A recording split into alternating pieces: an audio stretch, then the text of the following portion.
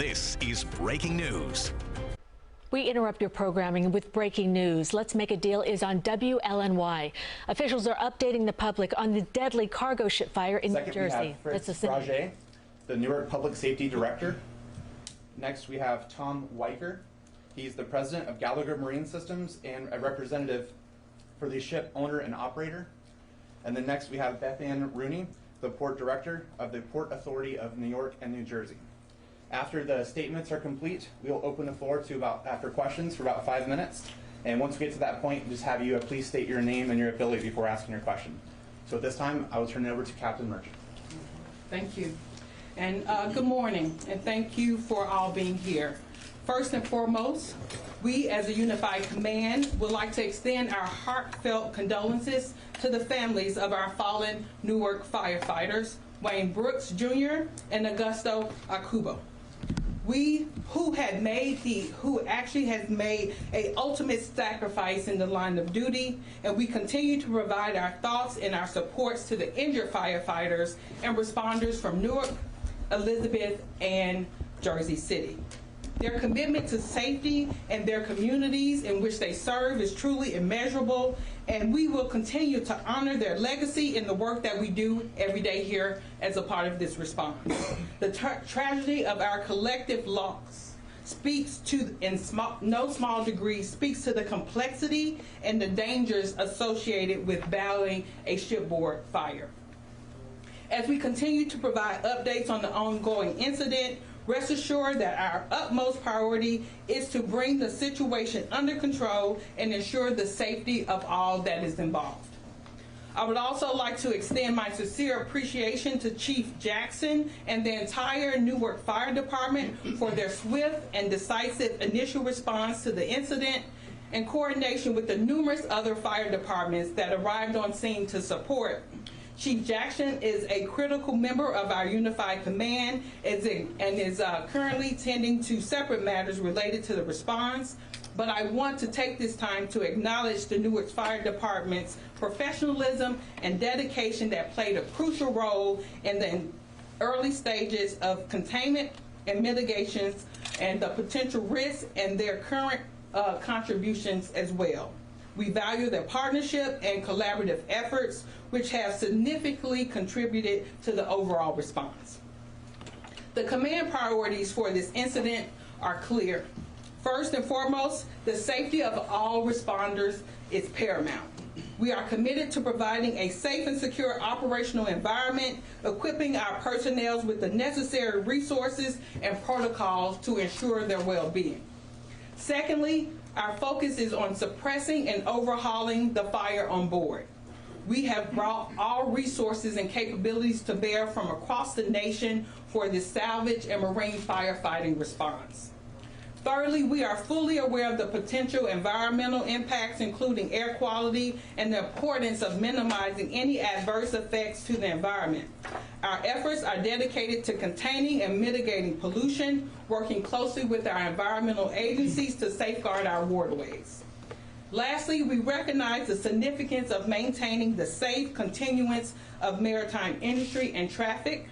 We are actively coordinating with all port stakeholders to minimize disruptions to commerce and our entire maritime transportation system, while ensuring the safety measures are in place to protect all vessels operating in the area. By adhering to these command priorities, we strive to achieve a comprehensive and effective response that addresses the safety of responders, the protection of the environment, and the continual functioning of the maritime industry. The fire on board the Grando Costa d'Avoria has been burning now for approximately 36 hours since our agencies arrived on scene. Firefighter crews are actively working to extinguish the fire from both the pier and water side, and the vessel rep will provide an update on current operations momentarily. As a recap, the ship originally caught fire Wednesday night around 9:30 p.m. when vehicles were being loaded onto the vessel. The onboard fire suppression system was immediately activated by the crew, and the Newark Fire Department swiftly responded. With regards to our operation, Salvage, and specifically shipboard firefighting, is an extremely complex operation and requires responders to consider long-term firefighting efforts, damage and destruction of the vessel, and environmental impacts, which is why we have brought some of the world's top salvers and marine firefighters experts here to this response. As stated, our #1 priority is safety to our responders while efficiently extinguishing the fire, and this requires careful coordination for our firefighters and fire suppression mechanism being utilized.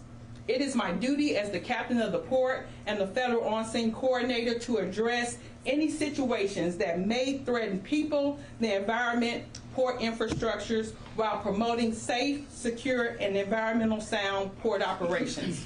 As such, this incident requires a unity of effort among federal, state, and local agencies to respond and serve the entire community. This is why we have created the Unified Command, consisting of the Coast Guard, the Port Authority of New York and New Jersey, the Newark Fire Department, and Gallagher Marine System, who is representing the ship owners and operators to respond to this incident together.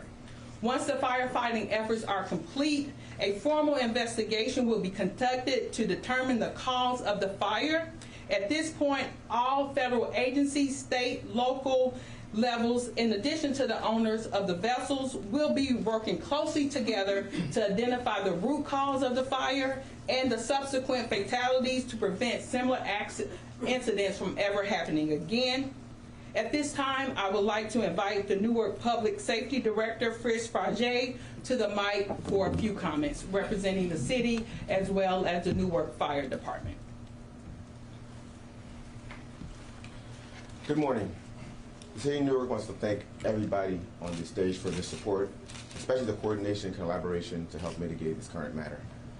Currently, the City of Newark is really trying to assist the family in reference to this tragic loss of 2 loved ones. Unfortunately, Chief Jackson could not be here today. We're both in a meeting this morning with the families to try and coordinate the funeral and the send-off for the family. He sends his regards, and he will be here at the next meeting to discuss the collaboration reference this current situation. The families are doing well as they can be at this time. You've lost 2 loved ones. The entire fire department, police department, OEM, the entire public safety is mourning the loss of both these 2 firefighters. Going forward, we appreciate all the help and support we're getting from all the agencies, our sister firefighters from state and federal levels that are assisting us during this traumatic time for the city. We'll be advising you of the information in reference to funeral services that will be scheduled sometime next week. The families appreciate all of their support. They also want to send their regards. We will be here to assist. The only other city concerns are just the support of the families, whether it's mentally, physically, just to take the time to go forward and rebuild their lives and never forget the loved ones that they've lost. The Newark firefighters will be etched in the city's history, public safety's history, and the fire department's history forever. Lost but not forgotten. Thank you very much this time. I'd like to turn over to Tom Weicker, who will brief you on the results of the current status. Thank you. Good morning. My name is Tom Weicker. I'm with Gallagher Marine Systems. We are representing the ship owners, Grimaldi Deep Sea of Naples, Italy. First and foremost, on behalf of Grimaldi and Gallagher Marine Systems, we'd like to echo Captain Merchant's sentiments by offering our sincere condolences and thoughts to the families of the fallen firefighters and those responders who have been injured battling the fire aboard the vessel. I'd like to thank the brave firefighting crews that are out there currently and their continued efforts to keep the fire under control. We'd also like to thank the crew whose bravery and prompt response played a crucial role in containing the initial fire aboard the vessel. Gallagher Marine are listed as the incident management team for Grimaldi's U.S. Coast Guard approved vessel response plan. Additionally listed there is salvage provider Don John Smith. I'm joined here today by Gordon Lawrenson, who's been out on scene fighting the fire. He serves as our subject matter expert for questions related to the firefighting.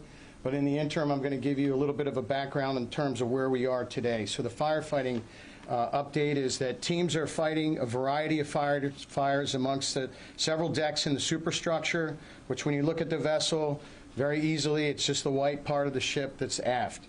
To combat that, there's a team of 20-plus firefighters and additional salvage support who have been fighting this fire around the clock since it began. We also have a New York fire boat and other firefighting resources deployed both pier and waterside. The number of firefighters on scene today will increase by 9 personnel. Vessel stability. Currently, the vessel is stable with a list to starboard side. We're continuing to monitor the status of the vessel, and actions are planned to mitigate further listing as necessary. Pollution report. There's no reported release of oil from the vessel as of yet. Yesterday morning, there were some unconfirmed reports of sheen in the area, but we verified by both drone and waterside assessment that there was no sheening noted. Air monitoring, I know that for the community here, there's a lot of concern over that. We have active air monitoring that's going on. There are 4 stationary air monitoring devices proximate to the ship. Additionally, we have a mobile air monitoring unit being used in the surrounding areas at the port, Marsh, Corbin, and Kellogg Streets. That's about a 1.1 mile distance from the epicenter, which is the ship. Overnight, we had 2 occurrences of sulfur dioxide readings at the stern of the ship. They were moderately above what we call actionable levels. Those levels were not seen outside the immediate area. They were seen at the stern of the vessel. We took action to move personnel away as necessary, and then when those levels became safe, we brought personnel back to the area. Otherwise, there have been no reports of excessive air quality readings around the area, even beyond that proximate to the ship. Water sampling in an abundance of caution. We're developing a plan for water sampling of known contaminants and expect that sampling will commence later this afternoon when our plan is in place. We'll monitor for byproducts and hazardous materials that may have entered the water due to firefighting activities. Finally, we'd like to reiterate that we are committed to a speedy and comprehensive resolution of this unfortunate incident. We, along with our port partners, are deploying all available resources to ensure that that happens. Beth? Good morning.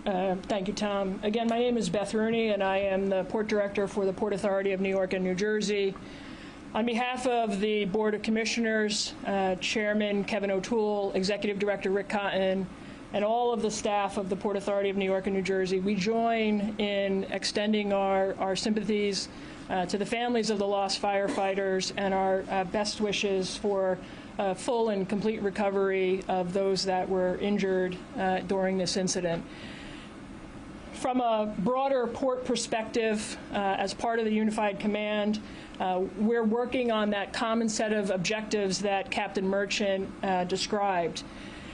In addition to what is going on scene at the fire itself, we're concerned, the Port Authority, about maintaining commerce in the rest of the port complex. To that end, we have been working closely with the Unified Command to manage and understand various impacts that may be evolving. The channel in which the vessel is tied up has been closed to ship traffic. As a result of that, there is modest amount of cargo activity that has been impacted, predominantly due to automobiles, so additional car carriers that were expected to call the port within the last 36 hours have been impacted. They remain at anchor until we can get those ships in order to work them. We're working with the stevedores and the terminal operators and the auto processors in order to work through contingency plans in order to move that cargo. As you know, our container business is really, as the second largest port in the country and the largest on the East Coast, moving the containers is vitally important to us because we are dependent upon 95% of the goods that are contained in those containers every day of our lives. The good news is that the impact on the container terminals has been completely negligible. About 99.5% of our container activity is unimpacted by these events so far. Again, we continue to monitor, and we will work closely with the terminal operators in order to mitigate any impact. We continue to work with other tenants and businesses within the area through contingency plans.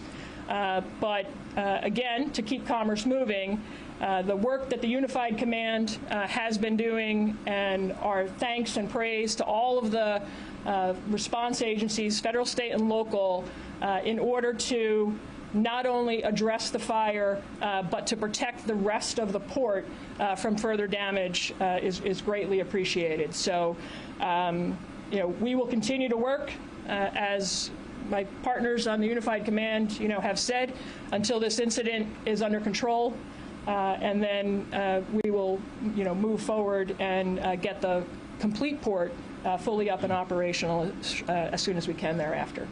Thank you. All right, at this time, we'd like to open the floor to questions. We have about 5 minutes. Please state your name, affiliation, and who your question is directed toward. Yes, in the front. Good morning, Darla Miles, WABC TV, Channel 7 Eyewitness News. 2 questions. First, what is the projected timeline to have the fire out, if there is one?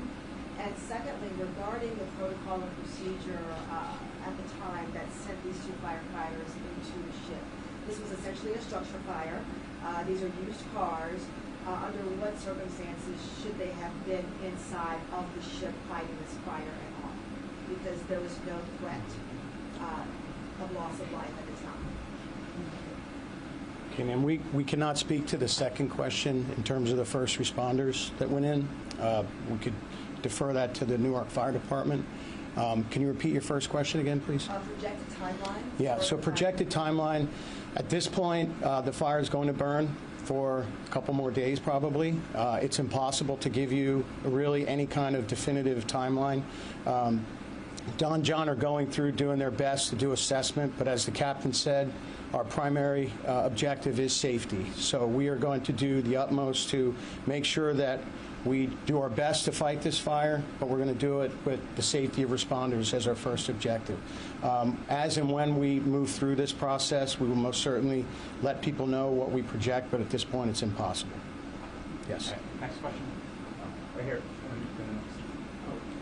This is for the Port Director, the Port Authority, and for the Public Safety Director, and my condolences about the loss of. That's the most important thing. But moving forward, I wanted to ask those 2 directors, is there an agreement between the City of Newark and the Port Authority in terms of the response to fires at the port, and in particular shipboard fires? And does it spell out how and the kind of equipment and what the fire department will need to respond to those fires? Yes, there is an agreement with the police department, Port Authority, and the port in reference to how we respond to fires here at the port. We respond to all structure fires that they have. Those agreements are ongoing and continued collaboration as they go forward. We continue to have these conversations today and going forward. We're currently scheduling some training with the police and the fire in reference to fires that happen here. There's going to be some more coordination and collaboration with the police department and Port Authority on how we navigate and we actually mitigate some of the fires that may happen on these cores. These are all continued, and we can discuss that at a later time further. If I, Mr. Hill, if I can just add to that? Sure. Yeah. So, as Mr. Fritz said, there are agreements in place, and we rely very heavily on the local municipalities around all of the Port Authority facilities. I believe many, in the media are familiar with the Port Authority's aircraft rescue teams and the fire brigades that are at the airports. Those are unique to the airports. Those are required by federal aviation regulations. And they are not fire departments. They are there strictly to respond to the first 10 minutes or so and be able to evacuate the plane. And then we rely on the likes of Newark Fire Department and the New York City Fire Department. So we do not have a fire department within the Port Authority of New York and New Jersey. We do currently rely on the local municipalities, but again, as this investigation unfolds, everything is on the table for consideration. Can you confirm that there was a discrepancy in the hose connection on the ship being an inch and the equipment that the fire department had being 2.5 inches? Was that an issue at all, that the equipment mismatched in the initial fire? I would say that is currently a part of our investigation. We can't confirm that at this point in time, but it's a part of what we're looking at in the investigation, and that information will come out then.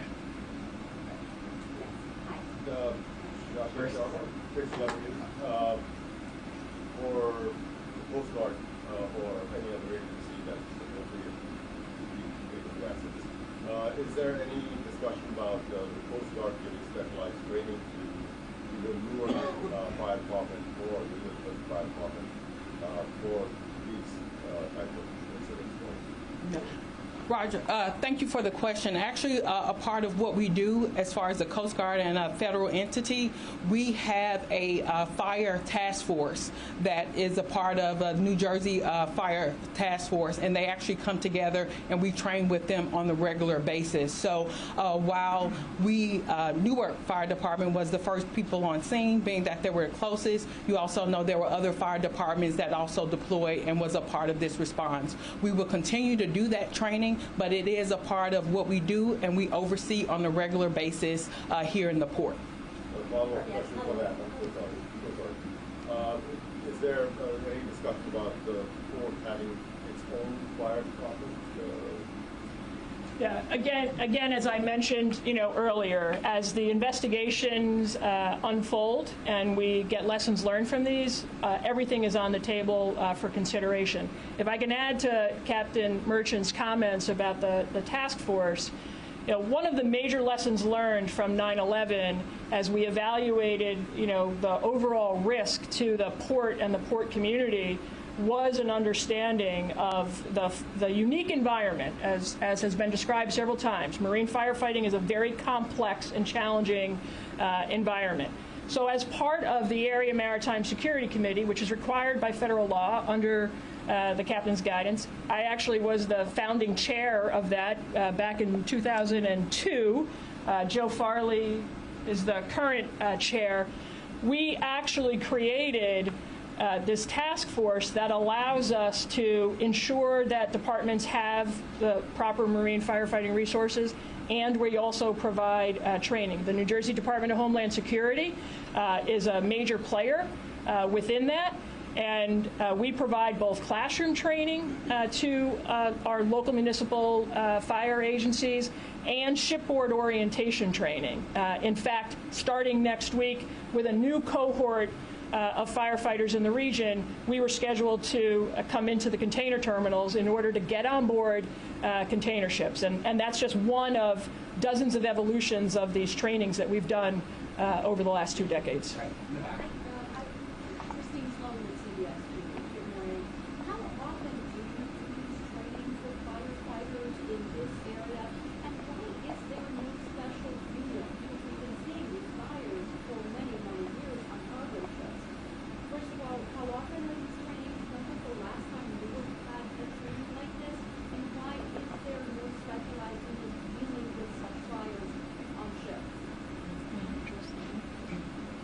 And one thing, I'll speak quickly on the federal level, because we do training, but they also do training at the local level. But the trainings that we do are regular, and what you see even with FDNY being on scene, it's more than just what we have here in the New Jersey area. It is a regional support that we get whenever we're dealing with a marine or shipboard firefighting, and that is training that is done here in this area locally, as well as throughout the New York and New Jersey area. And so that training is done regularly from a federal standpoint, and then they also conduct that training at a state and local level. And Chris, do you want to add anything else to that? I just want to add that this is basically what we call mutual aid. So when we have large fires, there's mutual aid. Certain agencies have equipment that other agencies can't have due to financial constraints or personnel constraints. Like, for instance, the NYPD has a huge ship that comes into the water. and they can fight the fire from the water. We know they have that ship there, so when these calls are made, NYPD is notified to bring their ship on board to assist in that fire. We had, I believe, Westfield Fire, Jersey City, Hudson County. When we have fires that are overwhelming, besides the fact that we have to pull our firefighters to come fight the fire on the port, we have to call mutual aid to have certain cities go back to our firehouses in Newark to ensure that if there's a fire in Newark, we could also mitigate those circumstances. So if we pull out all hands on deck, where 10 of our units have to go to this fire, we'll call the surrounding towns and they'll backfill. So the training is done at the local level, which includes to the state level, and then the county and with Port Authority. It's ongoing. It's important. We do it together in a sense, and that's how we do the training. Last question. We've had a feeding problem. If you could please repeat exactly what your operational plan is for today, and do you have a fear of any sort of deck collapse within cargo ship? Can you speak to that? Yeah, first I'd like to start on behalf of Don John Smith, giving our condolences to the firefighters lost in the initial response. Our plan for today is to contain the fire, to cool the vessel so the fire no longer spreads throughout the vessel, to keep it toward the top decks where it's currently located. We're also working on dewatering the vessel, getting rid of the water that is being put on the vessel via the fire pumps, and taking some of the list out of the vessel so that it becomes more stable. The vessel currently remains stable at this period in time, but our goal is to always get it back to what we call an even keel, which is level. Is there a fear of any sort of deck collapse within the structure? There is structural issues always caused by fire within a steel vessel, so we are monitoring that at all times and making sure that we don't put any people in the vessel that could be harmed by any collapse. Last question. Great, thank you very much. Aaron, can you explain a little more about that? Just hearing you say it, I think I get it, but what's burning and why can't you put it out? And then how severe is the list? What's causing it? And is there any danger of the sinking, the tipping? What's the prognosis? So shipboard fires are very unique. They're constantly changing. Every single one's different. You can do all the training in the world, and you're going to find something you've never seen before on a shipboard fire. So access is tough. The heat is extreme. It's a steel box, so it's a very complex situation, and you need a very good plan to be able to put firefighters in the vessel to actually put out these fires. Is burning very hot, so currently a lot of the decks that are burning and the cars that are burning are inaccessible to our fire teams. So the best situation is to cool the vessel from the perimeter using the fire boats and using hoses from on shore, and to try to keep the fire from spreading. The water going on the vessel is a concern because it does sometimes cause a list in the vessel or tipping to either left or right, port or starboard. And we monitor that, and we can reduce that by pumping the water off as it's coming on. So basically a high-rise fire. I can't speak to high-rise fires. I'm not a land guy. I'm a water guy, so I don't know. I apologize. It's all the time we have for questions. Name? My name is Gordon Lawrenson. I'm a project manager for Don John Smith. All right, and I'll be available after this for any names and spellings and titles. And we'll keep you all informed with ongoing news releases and any future press conferences. Thank you. You've been watching an update on the cargo ship fire in New Jersey. We'll have much more on this on CBS 2 News at noon.